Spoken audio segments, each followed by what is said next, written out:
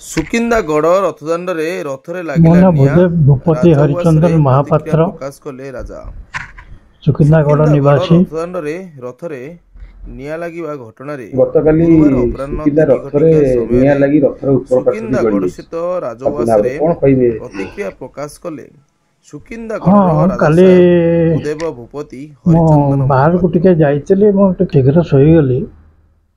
ରାତି 11টাରେ ଗୋଟେ ପ୍ରସେସନ୍ ଯିବାର ଡେକ୍ ଫେକ୍ରୁ ମୁଁ ଯାହା ଅନୁମାନ କଲି, ସେ ପ୍ରସେସନ୍ରେ ଆସିକିରି ଯେତେବେଳେ ରଥ ପାଖରେ ପହଞ୍ଚିଛି, ବାଣ ଫଟାଫୁଟି, ସେ ତ ସାଧାରଣ କଥା, ବାଣ ଫଟାଫୁଟି ହେଇକିରି ସେଥିରେ ନିଆଁ ଲାଗିଯିବାର ମୁଁ ଖବର ପାଇଲି। ସମ୍ପୂର୍ଣ୍ଣ ଖବରଟା ମୁଁ ସକାଳୁ ଖବର ପାଇଲି, କିନ୍ତୁ ଇଏ ତ ଜାଣିଶୁଣି କେହି ରଥରେ ନିଆଁ ଲଗେଇବେନି। ଆଉ ଦୁର୍ଘଟଣା ଏଇଭଳିଆ ଗୋଟେ ଦୁର୍ଘଟଣା ଘଟିଛି। ଏଥିରେ କାହାକୁ ବି ଦୋଷ ଦେଇ ହେବ ନାହିଁ।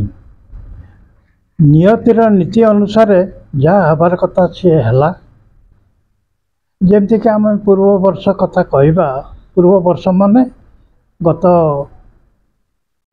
ରଥଯାତ୍ରା ସମୟରେ ଶ୍ରୀମନ୍ଦିରରୁ ରଥ ପହଣ୍ଡି ସରିଲା ପରେ ଯେତେବେଳେ ଟଣା ହେଇକିରି ଗଲେ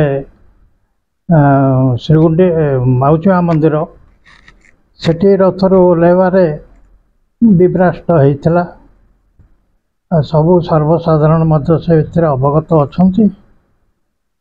ଏ ବିଭ୍ରାଷ୍ଟ ହେବାଟା ଉଚିତ ନଥିଲା। ରାଜା ଥିଲେ 1803 ମସିହା। ସେ ସମୟରେ, ତା ପୂର୍ବରୁ ତ ଜଗନ୍ନାଥ ମନ୍ଦିର ଥିଲେ, କିନ୍ତୁ ଚାଳଘର ଥିଲେ। ଚାଳଘର ଥିଲେ କ'ଣ କି, ସେ ପୂର୍ବ ରାଜା ସେ ଆଟୁ ମାଟି ଘର ଚାଳ ଘରେ ସେ ଜଗନ୍ନାଥ ଚତୁର୍ଦ୍ଧାମୂର୍ତ୍ତିଙ୍କୁ ରଖିଥିଲେ। ଧ୍ରୁବଜୟ ଭୂପତିଙ୍କ ସମୟରେ ସେ ମନ୍ଦିରର ନିର୍ମାଣ କଲେ। ତାଙ୍କ ରାଣୀ ହେଉଛନ୍ତି କୁଜଙ୍ଗ ରାଜଜେମା। ତାଙ୍କର କୁଜଙ୍ଗଗଡ଼ର ମନ୍ଦିରର ଶୈଳୀ ଅନୁସାରେ ସେ ଏଠି ତିଆରି କଲେ। ସେ 1803 ମସିହା କଥା। 1803 ମସିହାରୁ ରଥ ନିର୍ମାଣ ହେଲା, ଗୁଣ୍ଡିଚା ବାଡ଼ି ତିଆରି କଲେ। ଧ୍ରୁବଜୟ ଭୂପତିଙ୍କ ସମୟରେ ଏସବୁ କାମ ହେଇଛି। ଆଉ ସେଇଦିନ ଠାରୁ ରଥ ଆରମ୍ଭ ହେଇଛି। କିନ୍ତୁ 1803 ମସିହାରୁ ଆମର ସୁକିନ୍ଦାର ଐତିହ୍ୟ କୁହେ ଯେ ଆଜି ପର୍ଯ୍ୟନ୍ତ ରଥରେ ନିଆଁ ଲାଗିବା କଥା, ଏଟା ନୂଆ କଥା, ଆମେ ବି କେହି ଜାଣିନୁ। ମୋର ଜନ୍ମ ହେଲା 1948 ମସିହାରେ, ଆଜିକେ ହେଲା 77 ବର୍ଷ ହେଲା ମୋର। 77 ବର୍ଷ ଭିତରେ ବି ମୁଁ ଜାଣି ନାହିଁ କେବେ ରଥରେ ନିଆଁ ଲାଗିବା କଥା। ଏଟା ତ ନୂଆ କଥା ନୁହେଁ। ସେଇ ରଥ ବାଟେ ହଜାର ହଜାର ଦେବାଦେବୀଙ୍କ ପ୍ରସେସନ,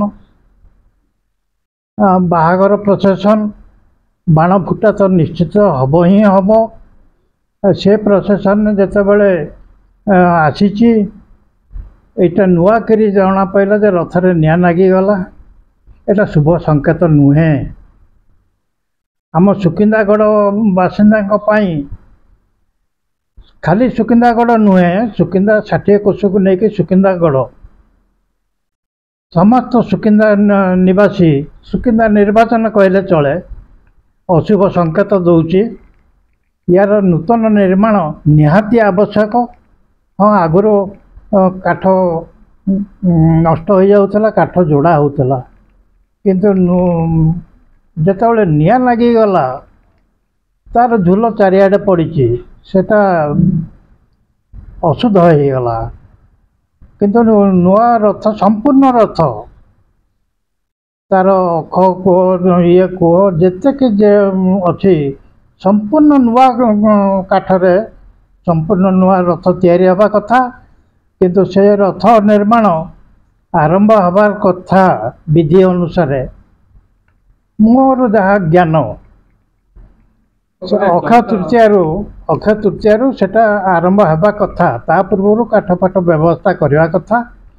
ଏଇନା ଆମର ମନ୍ତ୍ରୀ ତ ଅଛନ୍ତି ପ୍ରଦୀପ ବଳ ସାମନ୍ତ, ସିଏ ଆମ ସୁକିନ୍ଦା ନିବାସୀ। ଆମର ଘରୋଇ ସମ୍ପର୍କ ତାଙ୍କ ସାଙ୍ଗରେ ମଧ୍ୟ ଅଛି। ଆଉ ତାଙ୍କୁ ଜନତା କୁହନ୍ତୁ ସମ୍ପୂର୍ଣ୍ଣ ରଥ କେମିତିକା ନିର୍ମାଣ ହେବ। ସରକାରଙ୍କର ବିନା ସହଯୋଗରେ ଏଡ଼େ ବଡ଼ ଜିନିଷ କରିବା ସମ୍ପୂର୍ଣ୍ଣ ଅମୂଳକ ହେବ।